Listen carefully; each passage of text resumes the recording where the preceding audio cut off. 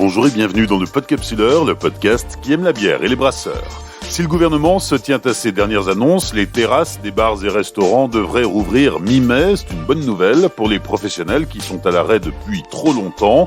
C'est aussi une nouvelle épreuve pour ceux qui ont mis la clé sous la porte après avoir trop longtemps attendu. Dans de nombreuses brasseries, les cuves sont pleines, la bière attend d'être conditionnée, en fût, on l'espère.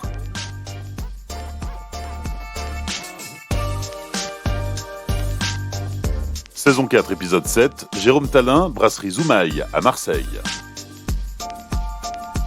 Implantée dans le 6e arrondissement de Marseille, à 2 pas de la station de métro Castellane, la brasserie Zoumaï est une jeune entreprise créée au printemps 2018. Une brasserie urbaine, installée dans un ancien garage automobile, transformé en brewpub, dans un style industriel qui colle parfaitement au lieu et à son histoire. Aujourd'hui, c'est Jérôme Tallin, le fondateur de la brasserie Zoumaï, qui nous accueille. Bonjour, bienvenue à la brasserie Zoumaï dans le 6e arrondissement de Marseille. Jérôme, on est ici chez toi à Marseille, merci de nous accueillir. Cette brasserie, tu l'as fondée il y a aujourd'hui 3 ans, c'était le printemps 2018.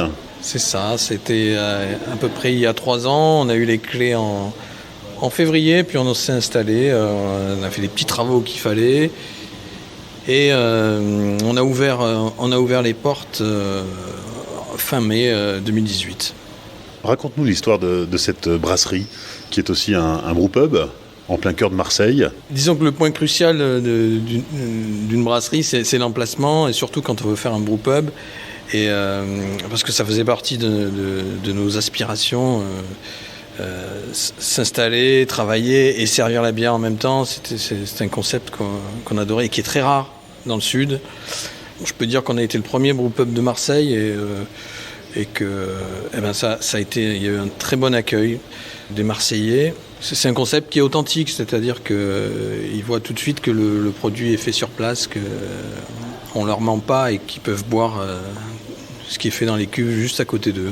Qu'est-ce que tu faisais avant d'ouvrir cette brasserie ? Qui es-tu ? D'où viens-tu, Jérôme ? Alors moi j'ai un parcours un petit peu, des études scientifiques, et après j'ai fait de l'informatique, des images de synthèse. J'ai créé une entreprise avec un ami qui faisait des images de synthèse. On a travaillé beaucoup à Marseille, beaucoup dans toute la France pour faire des images de synthèse animées pour l'aménagement du territoire. Voilà. Et ça a été très bien à une époque. Et puis la concurrence et le temps qui passe m'ont un petit peu lassé de cette expérience, et j'ai voulu retourner à quelque chose de plus vivrier, de quelque chose de plus entre la chimie et l'art et la technique, et la bière, c'était parfait. T'étais déjà brasseur amateur ou tu t'es lancé comme ça sur le tas ? Alors j'étais brasseur amateur depuis quelques années, grâce à, il faut le dire, un kit nature et découverte dédié à bien longtemps. Non, ça c'était très sympa comme début. Et après je me suis mis à en faire avec un petit matos, avec un grain phaser, et j'ai pu faire comme ça des dizaines de brassins et régaler les copains qui m'ont...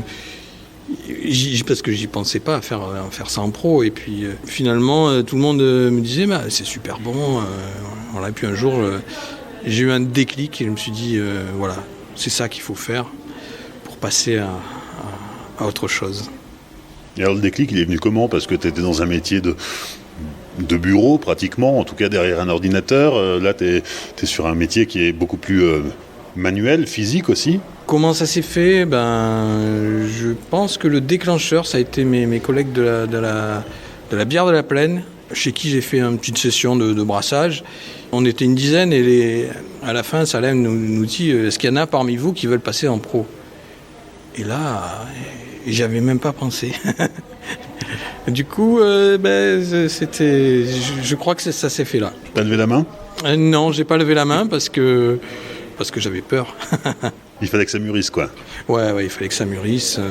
Moi, je fais pas les choses au hasard, et j'ai mis 3 ans à faire ce projet. Donc, entre la réflexion, l'étude détaillée du matériel, la réflexion financière et les partenariats avec des cavistes, tout ça. Enfin, j'ai beaucoup réfléchi. Tu t'es rapidement entouré d'autres personnes, de salariés. Aujourd'hui, vous êtes une grosse équipe, hein. Il y a une quinzaine de personnes qui travaillent à la brasserie. Oui, en effet. C'est pas un projet qu'on peut faire seul, surtout qu'on ne voulait pas partir trop petit, parce que j'en ai vu pas mal qui galèrent avec du matériel trop basique et sous-dimensionné. Donc moi, c'était vraiment un projet que je voulais faire à plusieurs. Donc je me suis lancé tout de suite avec 2 collègues. Donc Rémi qui était commercial, qui a une expérience, un grand compte commercial, et Geoff qui était un brasseur un peu plus qu'amateur parce qu'il travaillait dans une asso qui faisait à peu près 1000 litres par mois, 600 litres par mois en Alsace. Voilà. On a monté ce projet à 3 et après rapidement on a agrégé une équipe bar parce que c'est vraiment 2 métiers différents. On ne peut pas brasser et être barman, c'est pas possible. Déjà brasser c'est un boulot à temps plein. Et le bar ça se passe plutôt le soir, donc c'était évident qu'il fallait faire 2 équipes différentes. On est une grosse douzaine à bosser en ce moment. S'installer à Marseille, c'est ta ville, c'est là où tu es né, tu y as tes racines familiales aussi. S'installer à Marseille, qui n'est pas particulièrement une ville de bière, on va pas se mentir, c'était aussi un challenge. Puisqu'il y avait pas, c'était pas une ville de bière, c'était l'endroit pour le faire.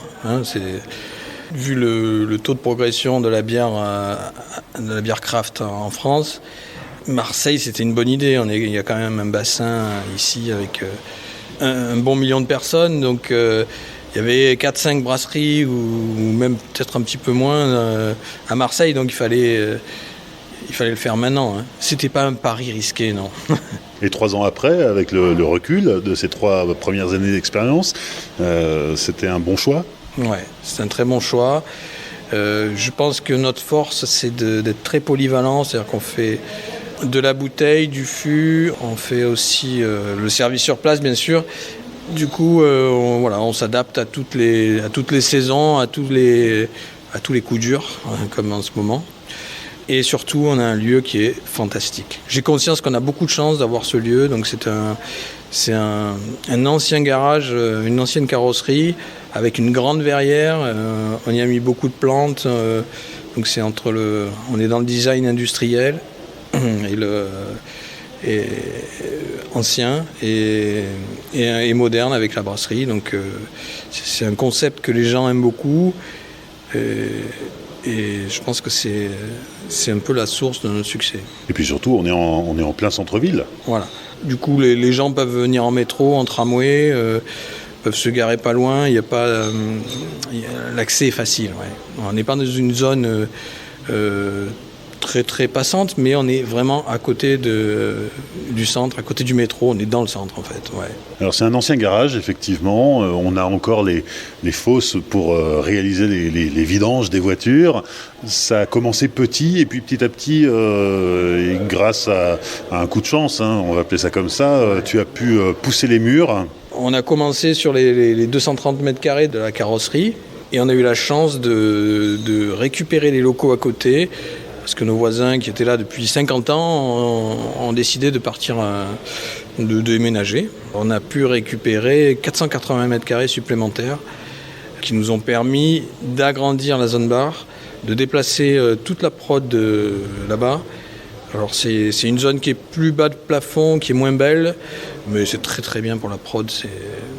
On a vraiment de la place, on est bien. La zone bar, justement, parlons-en, puisqu'on s'y trouve. Effectivement, c'est spacieux. On peut accueillir 200 personnes, facile? Oui, on peut accueillir à peu près 200 personnes. Donc, avec la terrasse, en plus, quand il fait beau, c'est sympa, dedans, dehors. C'est un lieu qui vit très très bien. En temps normal, il y a beaucoup de monde le soir. On fait des concerts tous les 15 jours. C'est un concept qui plaît beaucoup. Alors je précise qu'on enregistre pendant le confinement. Les bars ne sont pas rouverts, mais ça pourrait bientôt reprendre. La brasserie Zoumaï est prête à redémarrer sur les chapeaux de roue. C'est ça, on se prépare. On prépare les stocks de fûts qu'on avait abandonnés depuis un petit moment pour faire de la bouteille, bien sûr. Là, on s'y remet, on espère faire un bel été. On va aller visiter les coulisses de la brasserie. Je te suis. Allez.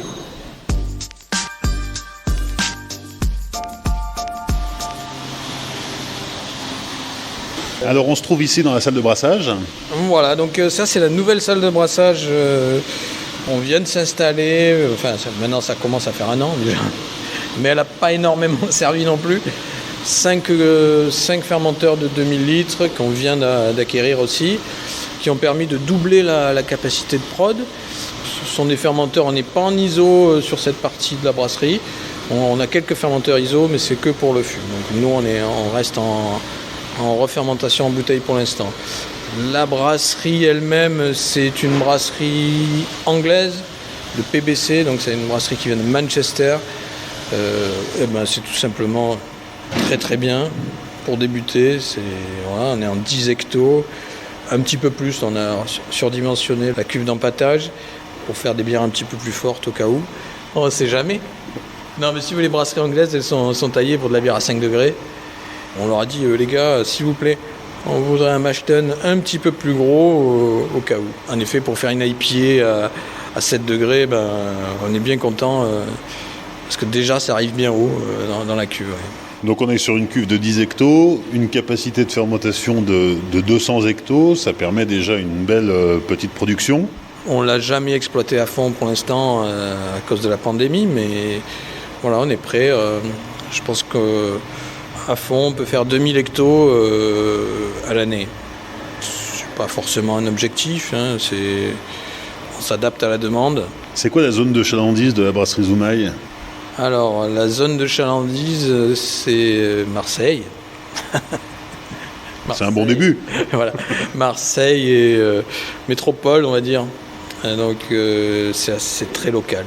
Comme on l'a pas dit, mais on brasse en bio, donc nos clients pros, c'est pas mal Biocop et les petits magasins bio, les cavistes et certains petits restos et bars.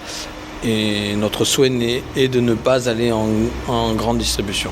Pourquoi ? Pourquoi pas ? Joker. En termes de matières premières, qu'est-ce que tu peux nous dire ? Donc les maltes, nous on les prend plutôt à la malterie du château. Depuis toujours, ça se passe bien, une qualité régulière, rien à dire. Les houblons, là c'est plus divers. On a des contrats avec Yakima qui se mettent à faire du bio enfin, de manière massive. Évidemment, on prend aussi le plus possible de houblon en France, en Alsace. On attend qu'il y ait de plus en plus de bio parce que nous, ça devient compliqué de faire de la bière bio sans houblon bio. Et en termes de variété ? En termes de variété, on aime bien les houblons américains, puisque c'est pour ça qu'on travaille avec Yakima. Et on n'a pas une énorme variété de houblons, on n'en utilise qu'une dizaine. On continue la visite et on arrive à l'embouteillage. On a l'entrée de gamme de chez Guy, une Guy Mill qui est c'est super quoi, ça marche très très bien. On est à 1200 bouteilleurs, peut-être un petit peu moins, mais parce qu'il faut changer les rouleaux d'étiquette. Mais voilà, donc 1200 bouteilleurs et en gros, une cuve de 2000, on peut la faire en une journée de travail, tranquille. En face de l'embouteillage, on a la chambre chaude. On va rentrer. Hop. Donc, comme on n'est pas en ISO, on est obligé de refermenter en bouteille. On a créé une grande pièce, on va dire. Je sais pas, ça doit faire 30 mètres carrés. Une pièce pour refermenter les bières en bouteille. Il fait bon. J'aimerais bien y mettre mon bureau de temps en temps. Surtout l'hiver ? Ouais, surtout l'hiver. Ouais, parce que l'été, sous la verrière, là-bas, il doit faire bon aussi. Mais l'été, il faut venir dans la chambre de refermentation aussi, parce que là, il fait 20 degrés, 23 degrés. On est bien, ouais. Alors évidemment, ça permet un espace de stockage assez conséquent. On a même un petit labo qui est en cours de préparation de travaux. Et la prochaine tranche des travaux, on fera une chambre froide pour stocker les houblons. On peut parler du Beer Garden. On a eu la chance d'avoir une proposition d'occuper un lieu qui est assez fantastique. Dans le 9e arrondissement, donc c'est un lieu qui est pas très bien desservi par les bars ou les brasseries. Cet endroit, c'est une espèce de jardin d'un petit millier de mètres carrés avec des containers. C'est très champêtre, c'est très sympa. On a eu la chance donc d'y mettre nos tireuses. Donc on a pris un container, on s'est installé là-bas et on a fait des concerts. Et ça tombait super bien avec les restrictions suite à la pandémie. Là, on était à l'extérieur, on a fait ça tout l'été. Et on espère bien remettre le couvert, enfin les tireuses, cet été encore, et continuer à faire des concerts de plein air, comme ça, dans le 9e. Tout en gardant le groupe ouvert. Les clients sont différents, parce que c'est assez loin en termes de kilomètres, on va dire. Donc oui, tout en gardant le brewpub ouvert. Ouais. On passe à la dégustation ? Allez, c'est parti.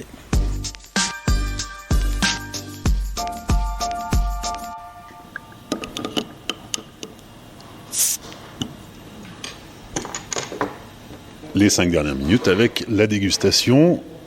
Jérôme, qu'est-ce que tu nous as préparé ? Moi, j'avais envie de faire goûter notre blonde d'attaque, parce que c'est ce qui définit une brasserie, on va dire. La blonde, parce que c'est ce que demandent les gens quand ils savent pas quoi demander. Du une blonde, voilà. Et c'est super dur. C'est parce que il y a une grosse pression pour avoir une blonde qui soit à la fois buvable par tout le monde, mais pas sans goût non plus. Donc c'est tout un équilibre entre le grand public et on va dire les amateurs avertis. Voilà. Donc je vous présente la Tiboulin. Pour l'histoire, en fait, toutes nos bières, la plupart de nos bières ont des noms des îles de Marseille. Et Tiboulin, c'est un petit îlot qui ressemble à une tortue, donc c'est pour ça qu'il y a une tortue sur l'étiquette. Disons qu'on a voulu faire quelque chose d'un petit peu plus subtil qu'une blonde de base, donc on a fait un houblonnage accru avec du houblon Mistral et du Cascade, donc on est sur quelque chose d'assez floral, assez aromatique, tout en étant pas très amer et pas très fort non plus, donc on est à 5,5 d'alcool. Voilà, donc la couleur, c'est la couleur d'une blonde, voilà, disons assez couleur miel, on va dire, un petit peu miel clair. Au nez, c'est floral, je trouve.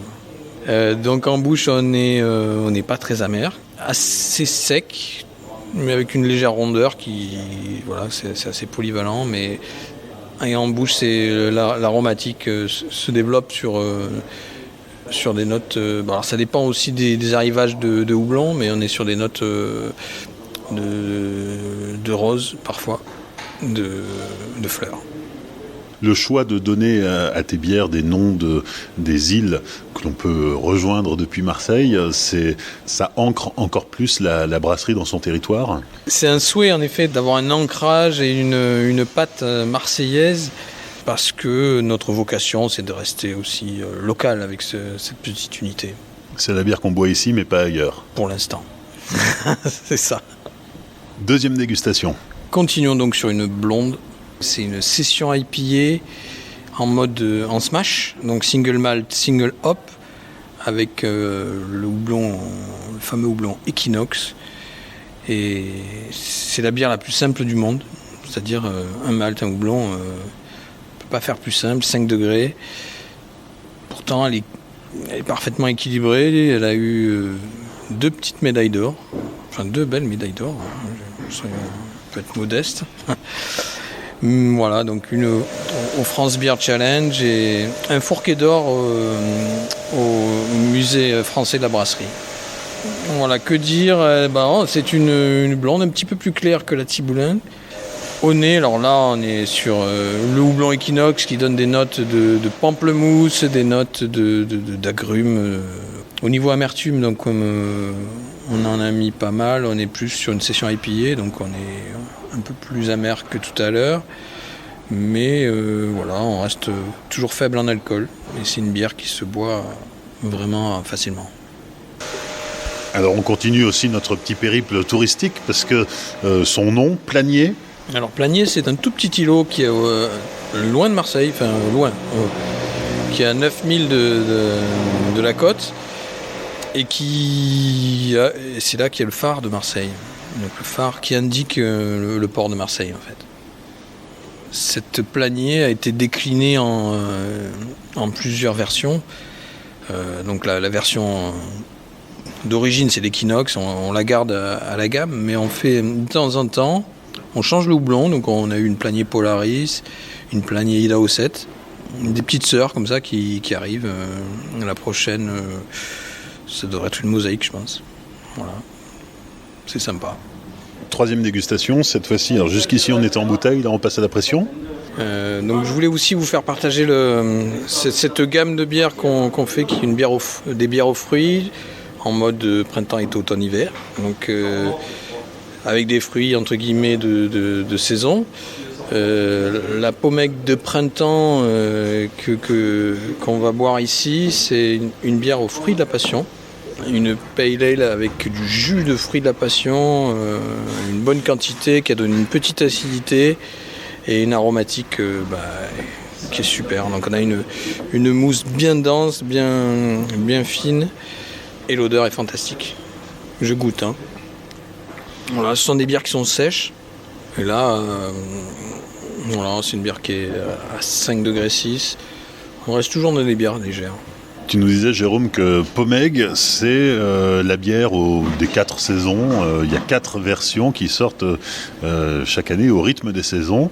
Là, on a goûté la printemps, aux fruits de la passion, et on passe maintenant sur l'automne. Donc, sans transition, on fait un petit saut de 6 mois, on va goûter la Pomègue automne, issue d'un partenariat avec un ami qui est vigneron à Cassis, et qui nous donne des tonnes de marc.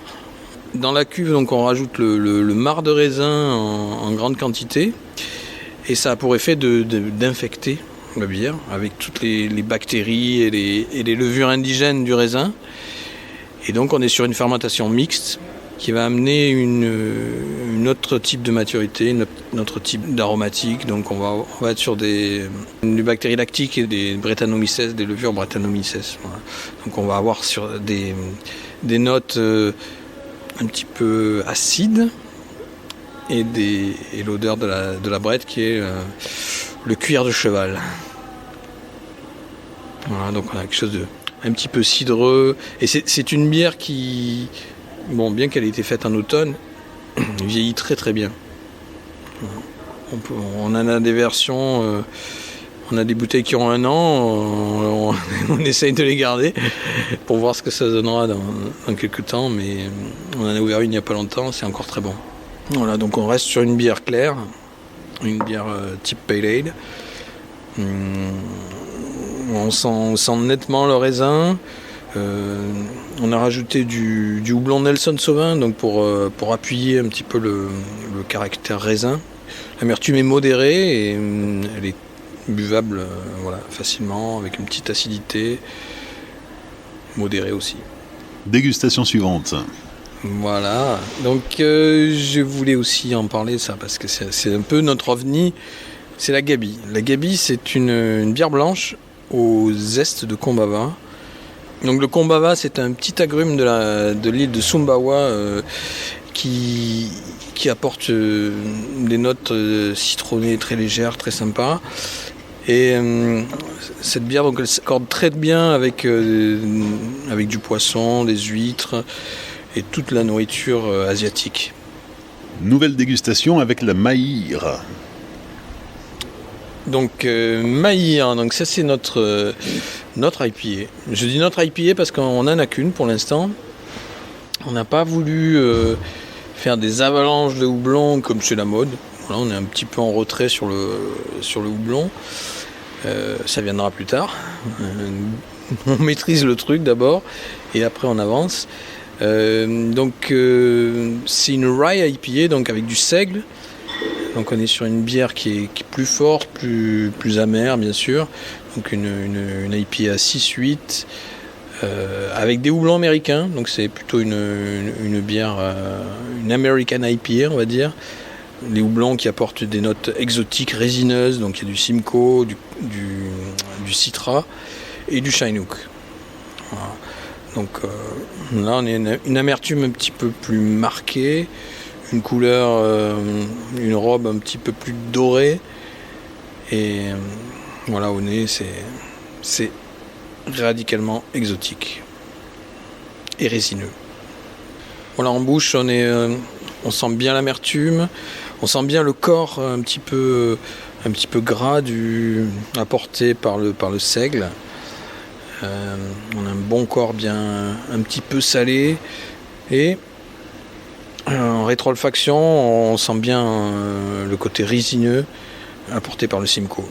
On enchaîne, Jérôme, avec une deuxième version de la Maïr des Boucaniers. Encore un ovni de chez nous.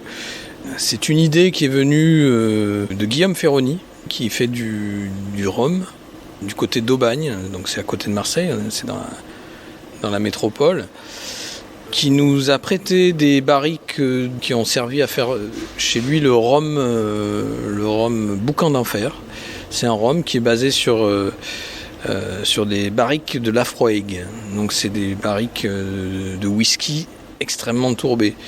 Donc chez lui, ça donne des notes, évidemment, un rhum très tourbé qui est très très particulier, très très bon. Et il a eu la gentillesse de nous prêter 2 barriques qu'on a remplies de Maïr, donc d'IPA.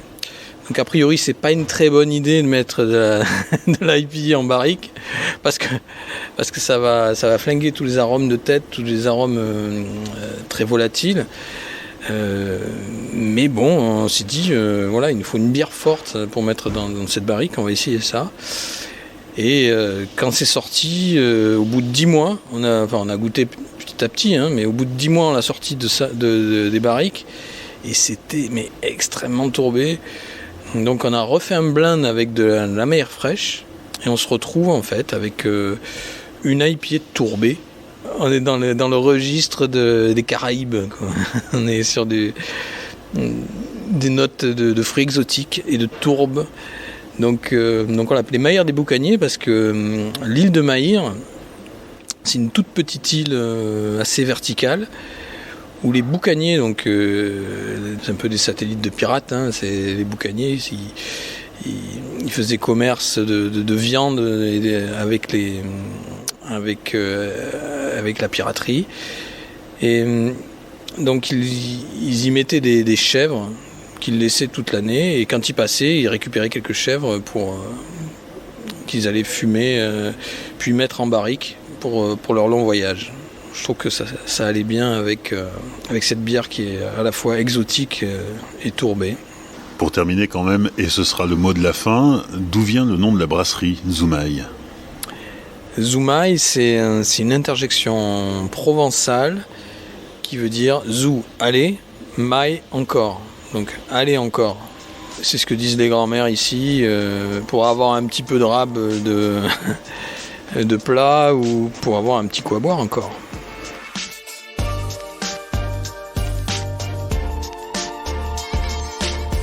Merci à Jérôme Tallin et à toute l'équipe de la brasserie Zoumaï pour leur accueil lors de l'enregistrement de cet épisode. Comme vous en avez l'habitude, je vous invite à découvrir la brasserie en images sur les réseaux sociaux du Podcapsuleur, Facebook, Twitter et Instagram. Merci aussi de soutenir le Podcapsuleur sur les réseaux sociaux, sur Apple Podcast et sur Tipeee. Dans 15 jours, nouvelle destination, le Grand Ouest. D'ici là, souvenez-vous, l'abus d'alcool est dangereux pour la santé, alors savourez mais sans forcer.